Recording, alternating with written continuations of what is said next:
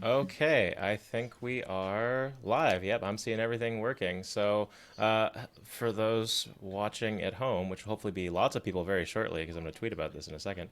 Um, Welcome to another Zap Clinic with the Burb Bros. My name is Philip. I'm the CTO of Burb, and I'm joined by Drew, who's the CEO, and a very special guest, Carrie Melissa Jones, who's a entrepreneur, an educator, and community organizer, and who has joined us today so that we can try to do something pretty different from what we've done in the past, which is map out some community automation flows that Carrie has and wants to help manage her communities, and then see how either in this episode, if we have time, or in future episodes, we can try to make those a manageable reality for her. And so this is the part where I'm going to stop talking and let Drew and Carrie take it away. I think you forgot award-winning author. I think I saw that this week, Carrie. Excuse me, yes, award. Won an Excuse me, award. you're right. Award-winning author. I did. I won one gold award. So I'm keeping that. Congratulations. Check. That checks the box. Yeah. From my If I receipts. wrote something, I would give myself an award and just to have that box checked. World's best dad. Yeah, so I think fundamentally what we're here to talk about really is the journey, how to get people, people who would be interested, the kind of folks you want in the course, into the course. Then once they're in the course, thinking about how they engage with all the materials and how you kind of get them from, that point of point A to point B. So I'd love to, any thoughts you've had around that. Love to kind of free associate there, and then I think we could even jump into a whiteboard and start moving cards around and all that fun stuff. Cool. Yeah. I will say this is complicated by the fact that I have 3 courses. And in addition to that, the book, which has like its own automation set up for people when they download chapters of the book and things like that. And then I have my mailing list. So there's just, I feel like there's a lot going on, and maybe it's just because I'm too close to it. But that's really where I kind of just put my hands up and I was like, I can't do this anymore. Help me, Zap Bros. Actually, Danielle was like, the Zap Bros are here to help you. Fundamentally, so, that's how we think about our business, is because it's never just one thing. Like, yeah, you have a course, but it's never like just that you can go to Teachable and say, take care of all of it. It's like, well, No. if you're teaching on Teachable, you've got a bunch of other stuff going on. How do we help you kind of look at all of that and help you conceptualize kind of all those things? So Yeah. that's why we're here. Sweet. Yes. Yeah. So for me, the big consideration is I'm always trying to think, what is the student or participant or audience member's experience? I don't really care how hard it is for me to do it.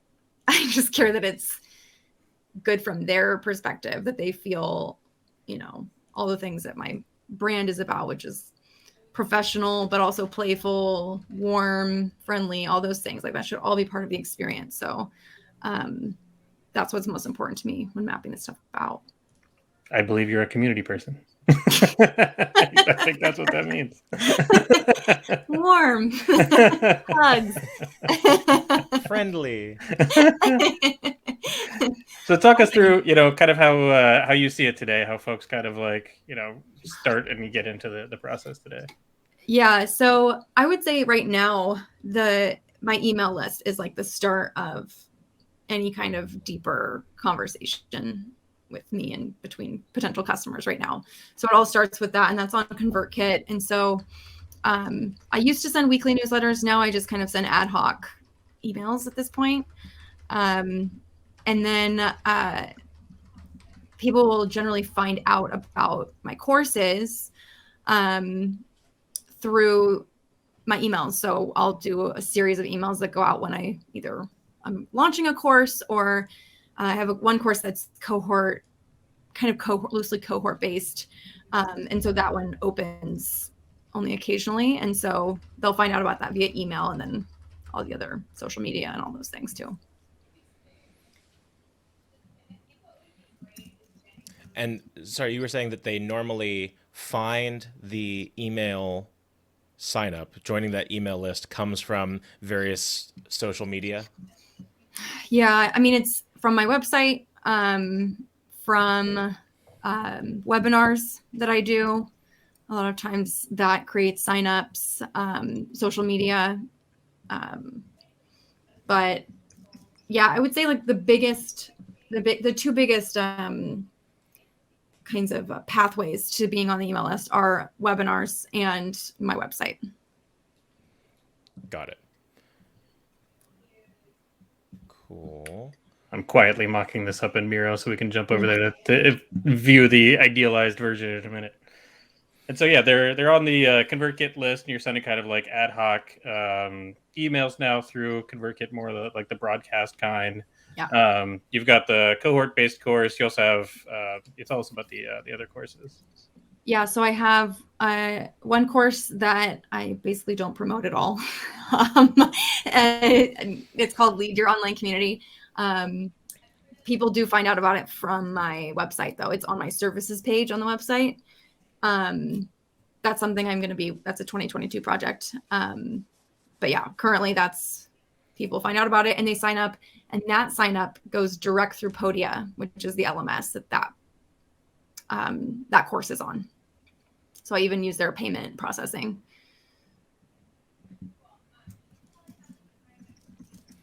And since you don't promote it much, are people just kind of finding this organically, or it's like every once in a while an email will include a link and they'll go sign up for it?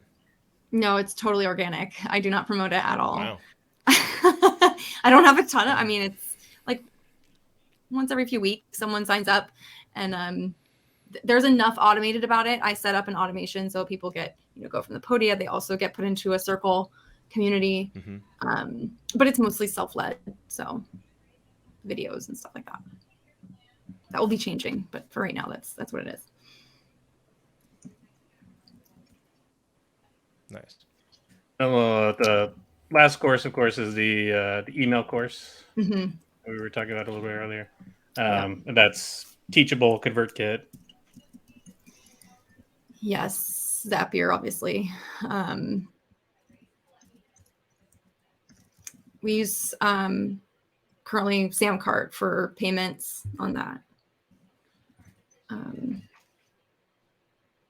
Yeah. I feel like I'm missing something from that one, but it's so complicated. Like there has to be another system. But no, I think that's it. And it's the same, I'm assuming it's the same like ConvertKit account for both the kind of core email list and this email course, right? Yeah. Okay. Mm-hmm. Just different tags and segments. Cool. Yeah, it's probably worth digging into tags when we actually jump over to the Miro board. Yeah. Frankly, I don't yet understand fully the difference between tags and segments. And so maybe we'll unlock some of the power of the differences between those two. I have to be, I only know, well, this is the ironic thing about me and ConvertKit. I know their API better than I know the actual app. Yeah. And I think in the API, it said that tags have replaced segments effectively. That makes sense. I don't really understand what it is. Segments replaced courses. Mm. That's what it was. So tags, they've always, as long as they've had tags, they've been tags. They used to have this idea of a course, and they replaced that with segments because I think they used to be steering more into the learning management space. And so people are still using it this way, but now they're calling that segments. Yeah. They do the same thing. You can email everything to a tag or email everything to a segment. Maybe it doesn't matter. And so for each of these courses, once they are in a course of some description, do they then get, do alumni get certain benefits automatically? Do all alumni get dumped into a similar space? Yeah. So alumni, it's different for each one. I'll start with the cohort-based course. So alumni of that cohort-based course stay in the online community, but lose access to the learning modules after a year.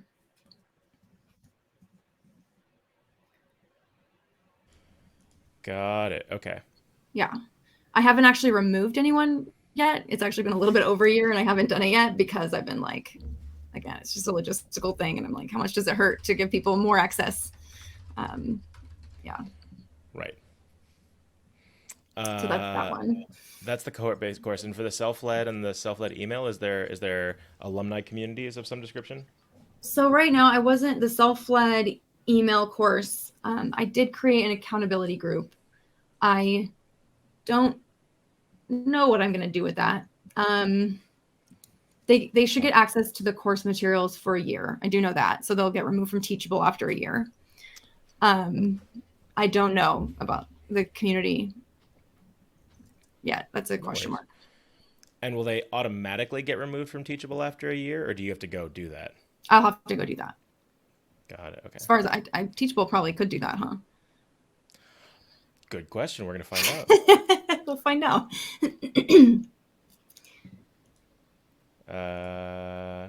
Oh yeah, and then this other one is just indefinite access to the community and the modules. Actually, I'm not removing anybody right now until I've done the full overhaul.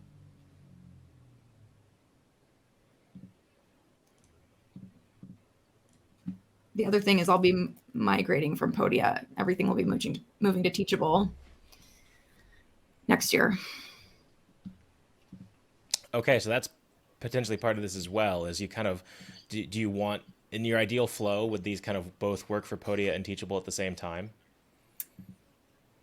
For now, yes. But if it makes more sense, like if I need to speed up the timeline of the migration to Teachable because it's easier to make this all run on Teachable, then I can do that.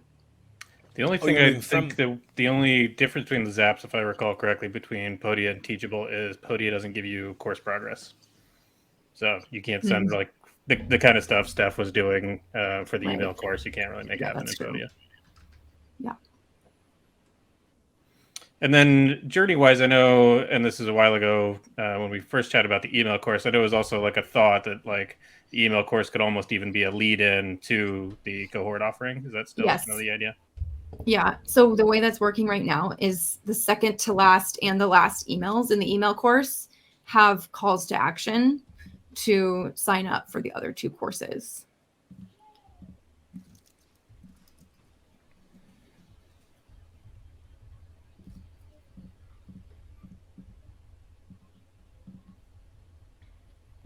Label these sections here. Everybody can very excitedly watch me label things.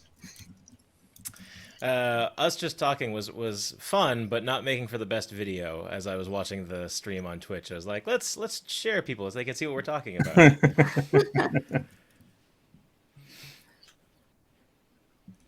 All of these have like sales terms, and I'm completely forgetting now. Yeah.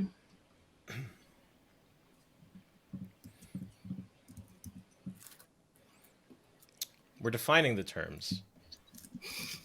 Drew, we're category definers. I'll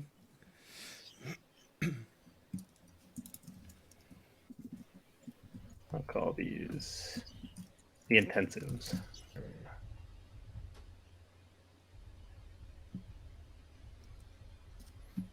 Yeah. So what's what's the most kind of mind breaking or difficult about the kind of process today? From the student point of view or from my point of view? Yeah, both. I think for me, one of the things I'm struggling with right now is if someone is like in the funnel for, let's say, like 2 courses or something at the same time, when I start promoting there'll be the Lead Your Online Community course and then the Self-Led Email course. Those will both be evergreen. And yeah, I'm concerned if someone's like getting the 2 emails that it's going to be a really confusing experience for them. From the member standpoint, I also feel like there's a sticking point around going from I'm on your email list to I'm being told about something you're selling me. And that might be more of a content issue than anything else. And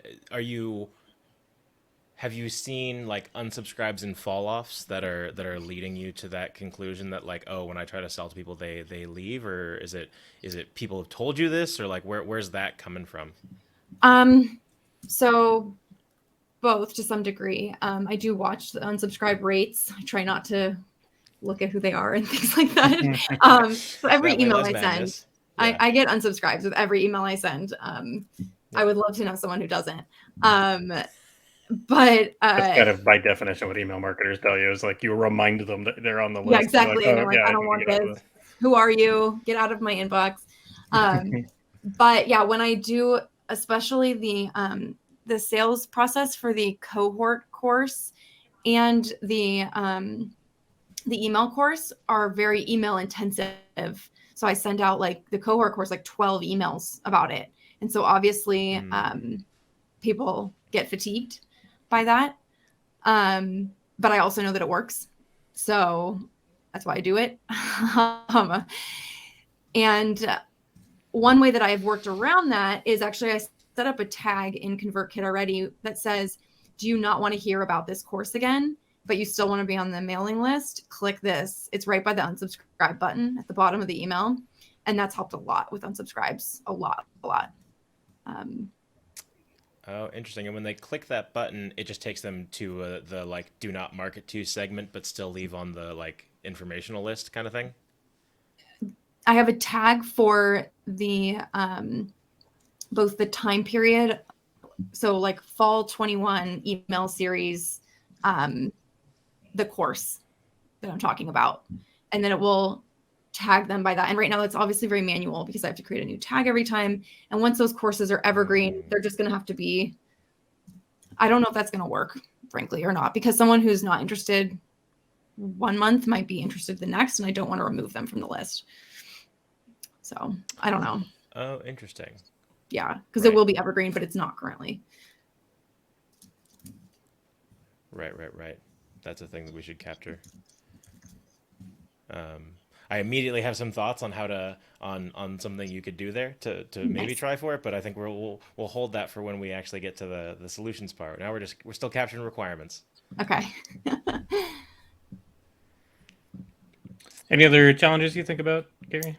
I mean, I would say the other thing is like within the course itself, just that cadence of reminding people that they're in the course, and what's going on within it and all of that it's a problem I have not thought about a solution to yet, but it's definitely an issue. Is that that one's primarily for the more intensive courses, or thinking I mean, really broadly? all of them. Yeah.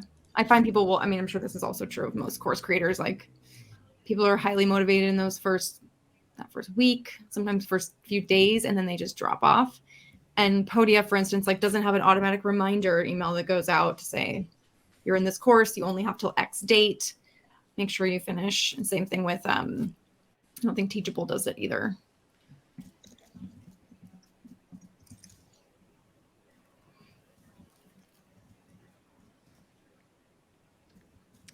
How, out of curiosity, how often are you? And if I actually think I could reverse engineer this, thinking about the emails I get from you in my inbox. But how often are you sending email to the email list that is like not a hey, I'm running a new cohort, or hey, have you tried taking this course? Like, what would you ballpark as your normal cadence? Like once a month, maybe. It's not great. Or it could be amazing. You know, you kind of, it's like one of those things where it's hard to know until you try other cadences, right? Yeah. I mean, I always just figure like if I don't have something really important to say, I'm not going to email people. But I know again, that's not how any marketer would tell you to do this. I'm learning. That's true.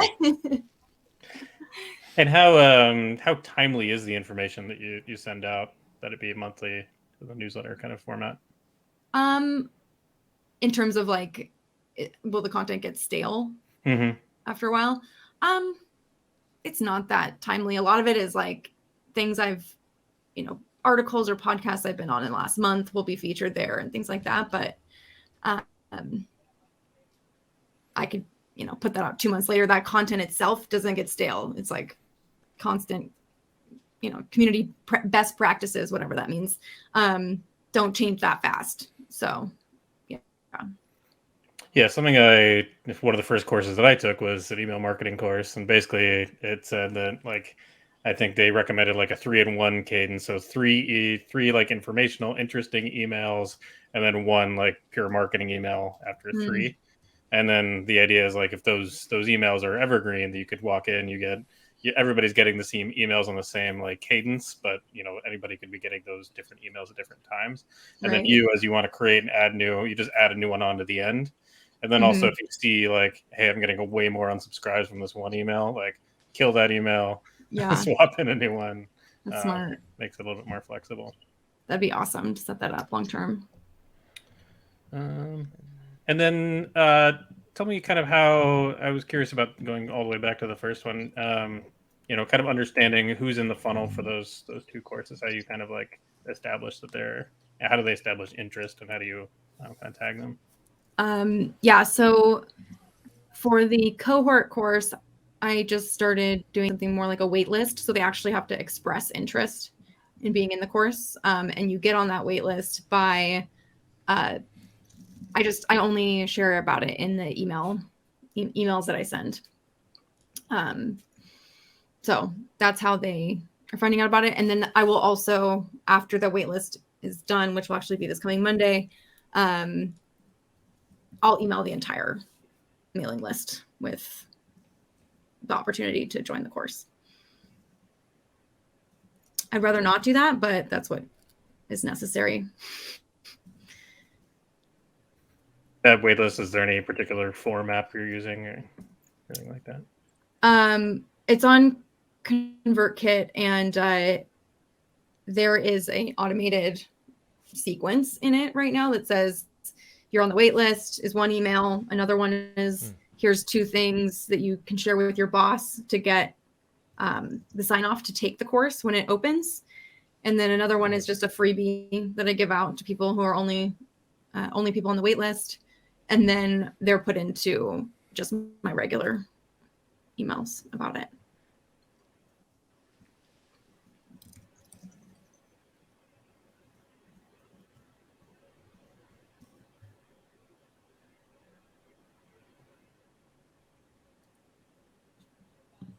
And anything, looking at this one, the email course self-led, anything about the usage of Circle and kind of how you're kind of weaving the course materials in there?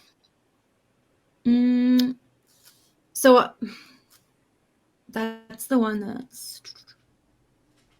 So whenever I see too many emails, then I think, okay, try a different channel, which is where my head goes. Right. Is that for the which course are we talking about here? Not the email course, but we are talking about email course and self-led, too many channels. So self-led sounds like they do get into a Circle space. Yes. Yes. Both of them do right now. The email course too? Yeah. I don't know if I'm going to do that going forward, but people wanted an accountability group. So I created one for them. But are these separate Circle spaces, or like all students go into, this is the blob of students? They're separate space groups within Circle. So people who are members of one course get access to that one. Other course get, so they're all separate. Great.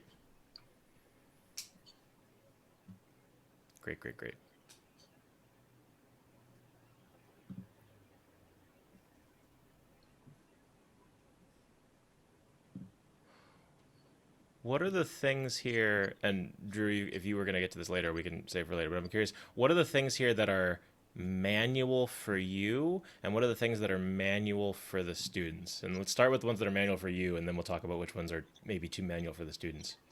And I can scroll up here and we can try to see the whole thing. So through the journey? Yeah, like what are things at each stage here? What are things that you are having to like go into a tool and manually do? The email stuff during that interest phase. That is currently the most manual thing. As in sending the emails or putting people in the right email group? No, that's all automated, but I basically am only using in very limited sequences, but mostly broadcast stuff. So that's like all has to be done one by one. Got it. Yeah. Oh Lord. Yeah. Okay. Thank you for changing the color on that, Drew. Because I was like, what? Yellow on yellow. Squint harder. Graphic design is Drew's passion. Clearly. Yeah, I'll do this orange yellow for Carrie and a red for the students. with serious apologies to all of our colorblind viewers.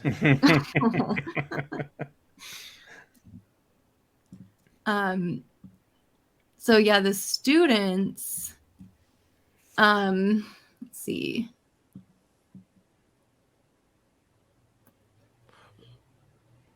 Trying to read it, it's quite tiny. I'm sorry, I can try to make it bigger. No, you're good. Let's see. The most manual thing is when they first sign up, they go through a flow where they're first sent to a thank you page, which is hosted on Squarespace, my website. That thank you page tells them to check their email. That email then says you're about to get an email from, this is for the Podia courses only. You're about to get a Podia email and you're about to get a Circle email. So then they can sign up. They can, sorry, dog. Bruce really wants to share his insights here. Right. They have to then go through, set up logins for two separate things for Podia and for Circle, or right now for Teachable and for Circle. And this is part of why, this is the number one reason why I am migrating from Podia to Teachable, is because Circle and Teachable are integrated.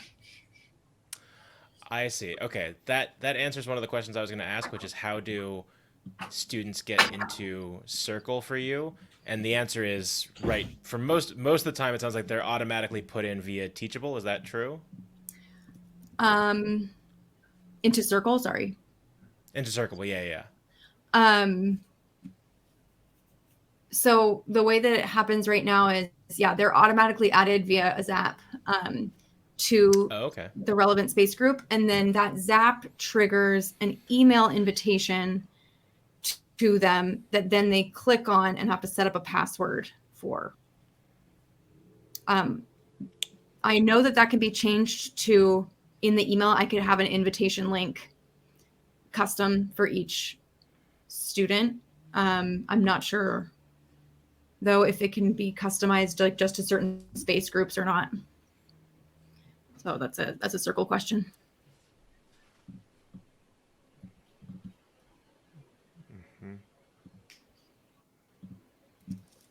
Okay, so they sign up for the email, they get sent to a Squarespace thank you page, which is then, depending on the course they're going to do, make them let them know that, hey, they have to do some sign up jazz for the LMS and for Circle. Some of them are going to get directly into Circle because Teachable will add them to Circle for you, right? And then some of them are going to have to click an invite link for Circle. Regardless, they're all going to have to click an invite link. I don't have SSO enabled yet for Teachable and Circle. Yeah. And people complain about that to me all the time. They actually go out of their way to complain about this? That's wild to me. Okay. Community managers are very, very vocal, and they want to get feedback all the time. And they know that I will actually listen to it, so they give it to me a lot, which I appreciate. But it's sometimes very demoralizing. It's amazing. You have the inverse problem from most user groups that we deal with when we're building products, which is you can't get them to talk for any reason whatsoever. Yeah, I do not have that problem. Like something went wrong with my Circle email this last week. I don't know how, but there's an automated newsletter that goes out every Thursday through Circle, and it went back to this message at the top that's automated that I had put on there from July or something. Anyway, I got two of my students emailed me and said, this is not working correctly. And they both hypothesized why it happened. Oh, that's amazing. I thought that was very sweet. And I was like, no, I think I just messed something up. Oh. One quick One thing. question, just for completeness of my little diagram here. Do students also apply to get into the self-led one as well through a ConvertKit page? Sorry, the self-led one is not the email one. Yeah. No, so that's the one that is fully on Podia. So when they sign up for that, they are not going through Squarespace or any of that. They're going straight to a link to the Podia course, and then they click enroll on Podia, and Podia does all of that. And then I have a automation set up so that once they are added to that course in Podia, they are then tagged in Circle, and then they get that Circle email. Got it. Okay. And I'm actually gonna, since maybe I can do a thing. Oh, can I do a thing? How do I get a presentation? How do I make the cool little dots? Maybe I can copy a dot. Duplicate? Yeah. Because it just occurred to me, I don't know if we're going to be able to get to this, but the fact that you said that you have to manually remove people from Podia, right? Yes. Yeah, and I think Circle, or do you have his app set up to remove people from Circle? Or no, they stay in Circle. They live in Circle forever, right? Yeah, and eventually, like, I also need an email that explains that they stay in Circle and that they've been removed from Podia and all of that. But yeah. Got it. Right. Is there a, just to double check, is there a way that a community member that you would want a current community member to be automatically removed from Circle, or is it like voluntary? Hey, I'm checking out.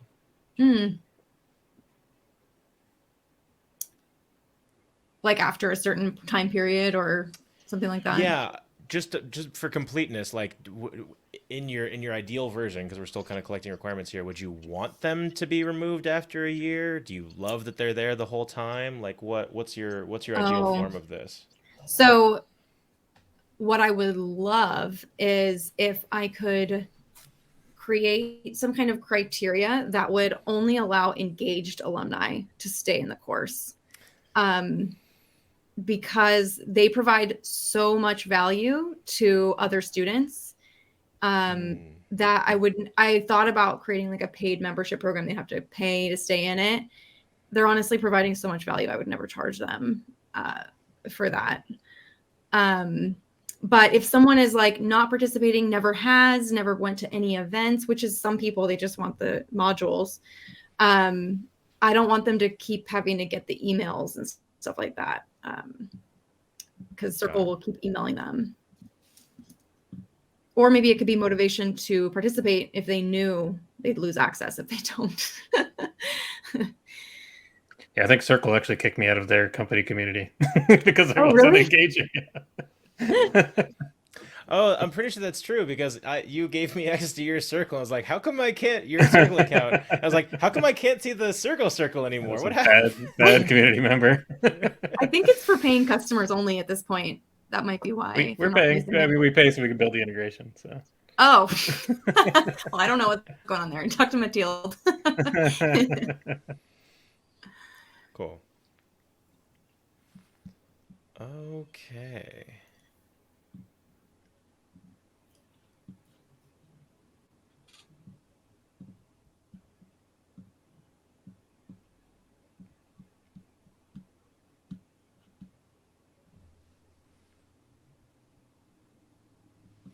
ConvertKit application.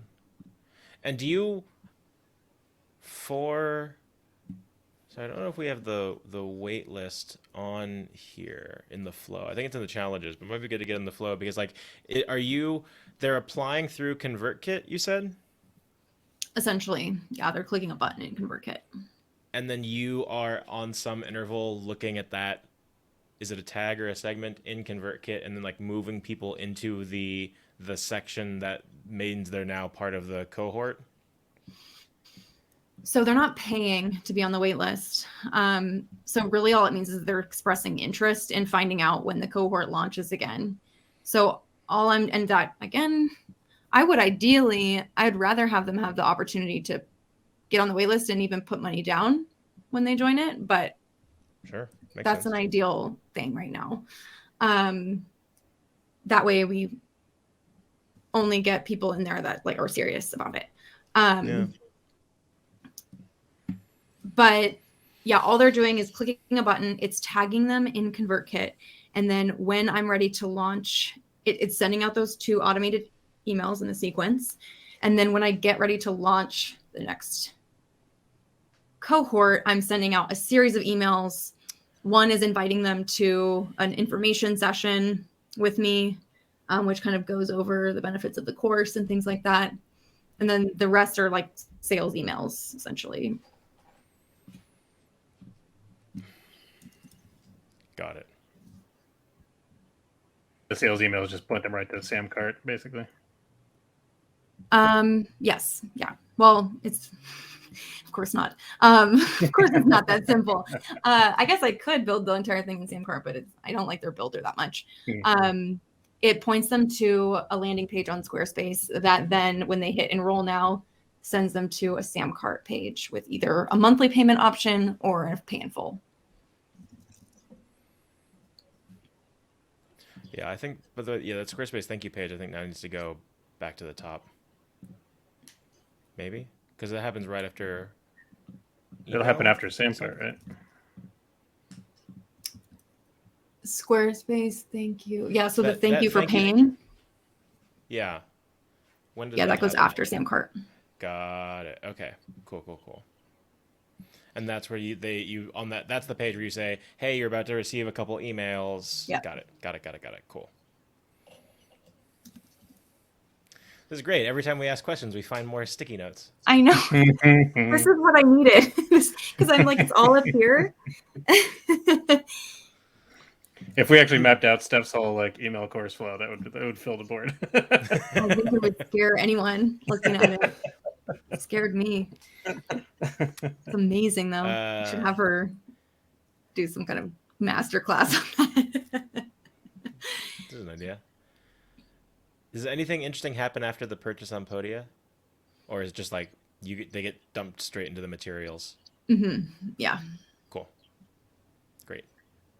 There is an onboarding flow in Circle, but I don't know if you want to get into that right now. Yeah, let's talk about it. Let's do it. Yeah, let's do the whole thing. So this is really frustrating. And again, I would like this to be different based on which different courses there are, because Circle currently, and I doubt it will be this way indefinitely from this point forward, but currently there is only one invitation email that you can send out, and there's only one onboarding flow you can send people through. So that means that some students, even though I basically can't use their onboarding flow all the time on Evergreen, because whatever I link people to won't be accessible to everyone, unless of course I were to create like a welcome group that would be open to all. That would be one way to deal with that, or have 2 separate onboarding journeys. So the way that goes is they're added into Circle. It prompts them to like set their login. They log in, and then it asks them currently to go through. There's a welcome flow for one of my courses. And right now it's saying like, do these 5 things or do these 3 things. And then they go through that. And then the next time they log in, they're prompted to like introduce themselves if they haven't already.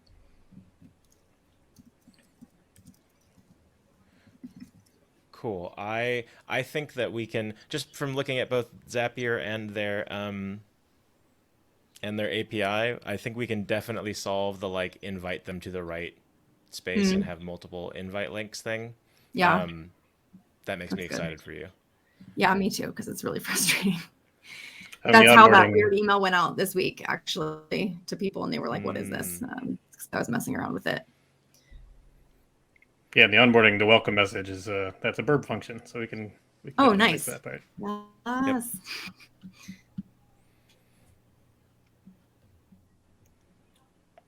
Cool. Cohort based is Circle and Podia. Wait, where is so currently the only thing that's using Teachable is the email course, yes? Currently, yes. Great. Someday you want it to all use Teachable, is that correct? Yes. Got it. Okay. Within the next like 8 months, probably. Got it. And this is I paid for the full year of Podia, so that's why I'm paying 8 months from now. Entrepreneur Get your money's problem. worth, yeah. Yeah, I'm like, I'm gonna get my use out of it. Incredible. Build a better API, Podia. Build any API. An API. Yeah. Ugh. I think we didn't map out the accountability group to Circle quite as deeply as we did the others. Yeah. That's because it's completely manual right now. Okay. Great. We should map that out so we can maybe make it less manual. Yeah.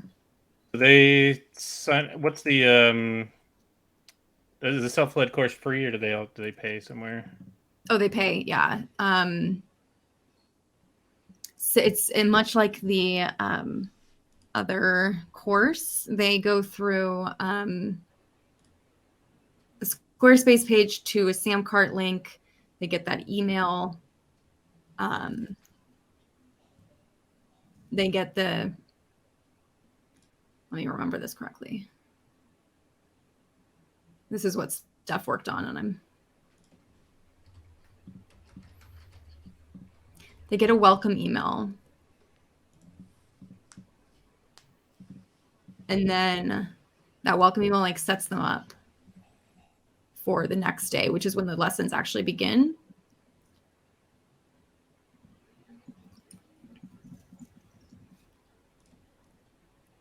And then, so there's a sequence there. It's the welcome email, and then there's email 1.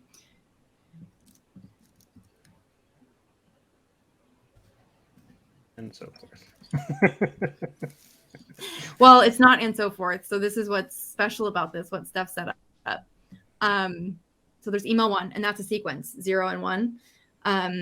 The only way that they're then advanced to 2 through like 30 is by going into Teachable, which in every email, there's a link that says log into Teachable, complete your lesson.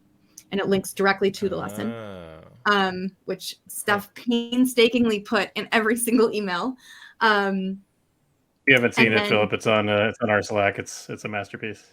Yeah, and then it's got like these course ID tags in a spreadsheet that then like talk to the Zap, and it's incredible. I'm so afraid to touch it. Like, I'm not going to touch anything. It's so delicate. But in order to do that, they have to log into Teachable, do the lesson, and then they need to hit that complete and continue button. So when they do that, because Teachable's API lets you track when people click that button, that then puts them on, it gives them a new tag that then triggers the email the following morning for 2, and then so on and so forth. They have to do that action manually. Otherwise, they won't advance. And the reason for that is we want them to be in control of the speed of how they work. It very much confused people, though. They're like, why am I not getting more emails? So, I mean, we tried to explain that. I made a whole Notion. I made a video, but, you know. Not and then similarly, when do they get the Circle? Is that similar? Like, okay. So right now what happened was I sent out a email that said, if you're interested in being in the accountability group, reply to this email. Then I manually added people into Circle. I obviously don't want to do that going forward. So perhaps the best time for that to happen would be in that welcome email to say, you know, again, click here if you would like to be in a group of people working through the course. The only issue with that is people are working at different times. This is not a cohort course. Yep. So I'm not even sure if I will continue the accountability group. As I'm talking through this, I'm like, I don't know if that makes sense.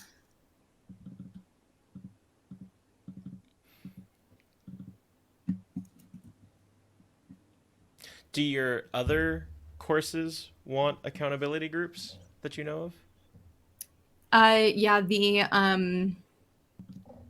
I bet the self-led one does, but there's not enough influx right now for that to be a request. But certainly the one that's the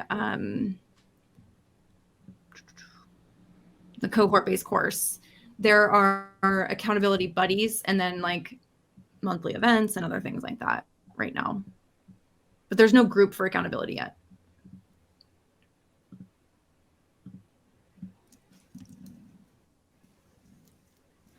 You just they express interest, and then you just say just DM them. Mm-hmm. Yeah. We're together. Yeah. Well, I send them a manual email. So maybe you should. I send an introduction with instructions on how I think the best setup for it is. Like, here's what you should talk about in your first meeting, just so that they're not, blank slate, having that blank slate problem. And then I also give some context to why I match them up together. Nice.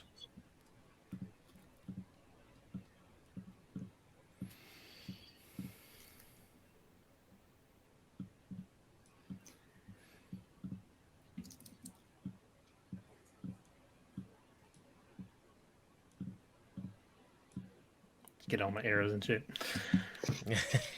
This stresses me out. We're gonna make it all better. We're gonna automate as much of this as we can. I was just thinking we should stick this all into our shiny new Airtable template and then kind of work out of there. Cool. As you look at this, Carrie, is there anything that you think is missing? And especially calling out the things that that we can tag as like, this is a manual step that I have to do right now and I hate it. Those are really great things for us to know. Yeah, so when someone finishes the cohort course, right now they are having to fill out a Google form that, for feedback. And then in that Google form, they say whether they would like a certificate of completion or not. And then I will have to manually create it. Danielle very lovingly made me some for my last cohort. But that's not automated right now. Again, though, that's something Teachable is going to fix. So I don't know if that's worth. Yeah. I mean, here's the thing. Like, once all this basic stuff is automated, then I can really get creative. It's hard for me to even think creatively because all this other stuff is so manual that I can't. My community builder brain is not on. Got it. Yep. What I'm hearing with that is that if we can just automate basically all the things up until the point where they're actually taking the course and or in circle, if we can get up to that kind of choke point, that would be an incredible help from there. Yes, that would be amazing. Then I could actually do my job, which is to build community.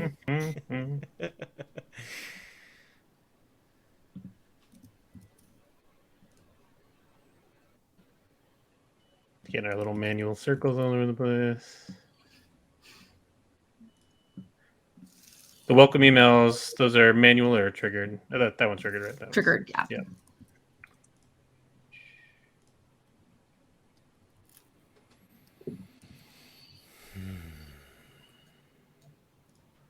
Yeah, so I'm thinking probably the easiest way for you and I to start breaking this down, Philip, is just by imagining all the different states that a person can be in and kind of what we should be communicating to that person at that time in that state is probably the best way to think about these things. System access is easy at the end of the day. Comparatively, yeah.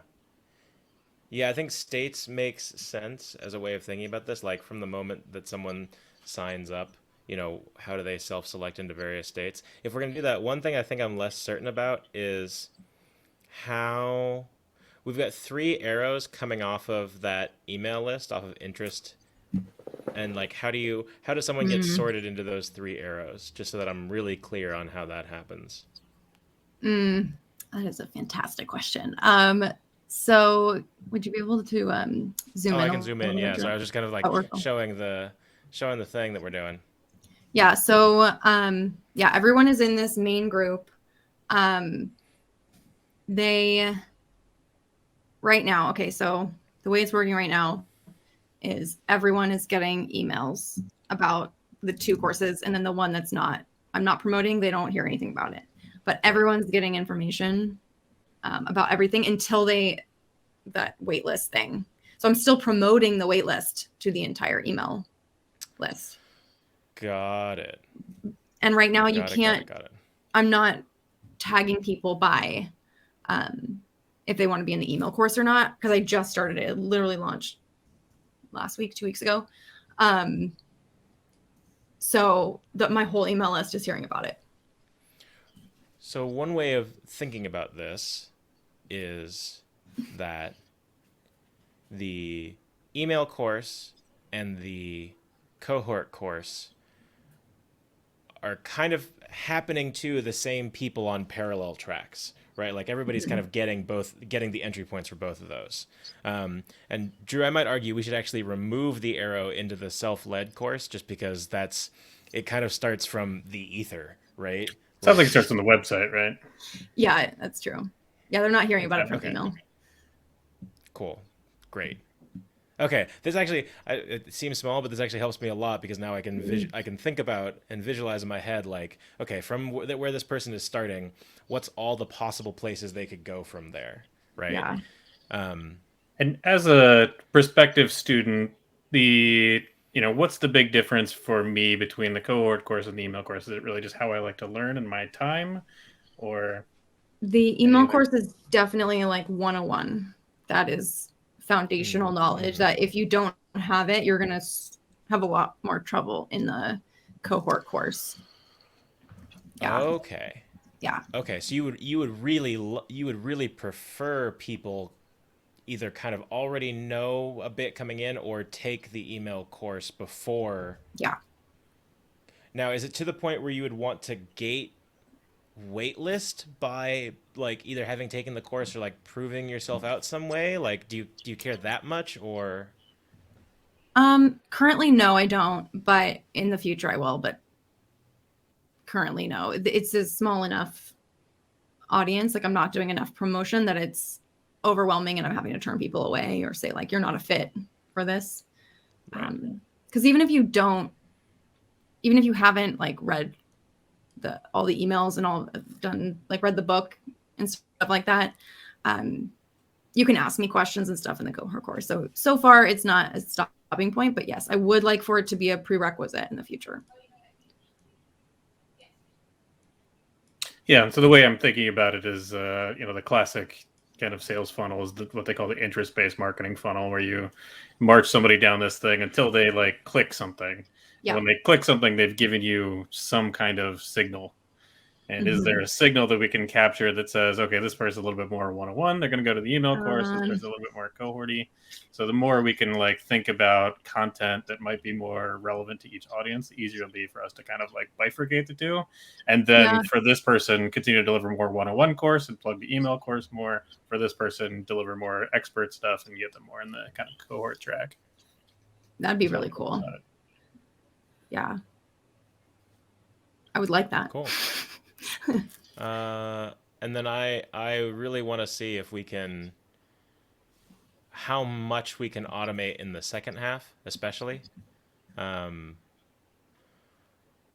think we probably could try to do something around accountability groups. That seems like a longer term goal for me. But basically, but everything around the circle invites and onboarding feels very automatable, either with what we Yeah. have in Burb today or even with what Zapier has today. Like you can do triggered invites from Zapier, which is pretty cool. Mm-hmm. Yeah, the nice thing about Teachable API and through Zaps as opposed to Teachable using it manually.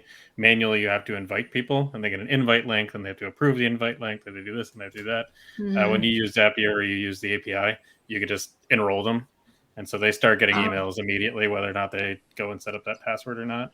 And so it just makes it a little bit more, a little smoother on that end. And that way there's something, they're constantly getting material, whether they're, logging in or not. yeah. Yeah. Very cool. Cool. We're just about out of time for today. This was incredibly useful. I know it might seem like it's a little daunting seeing it all laid out, but this is now that Drew and I see the problem in front of us, we can start like mapping it and chunking it and breaking it down and start doing things about it, right? And some of them we don't have to tackle the whole thing at once. We can Yeah. do this in pieces at a time to make it as easy as possible. Um, Great. Well, thank you a ton for joining us. Thank you. Drew and I are going to take this and go chat about what next steps are. And then we'll either have you on again real soon or we'll do a follow up with you separately. Cool. This is awesome. It's so nice to see it out of my head and onto a piece of paper, or I guess a digital screen. Great. Yep. Thanks so much, Carrie. Yep. Thank you. For those of you watching, thank you all for following along with us. If you want us to do something like this for you, hello@burb.team is a great place to get in touch with us. And we'll see you all next week.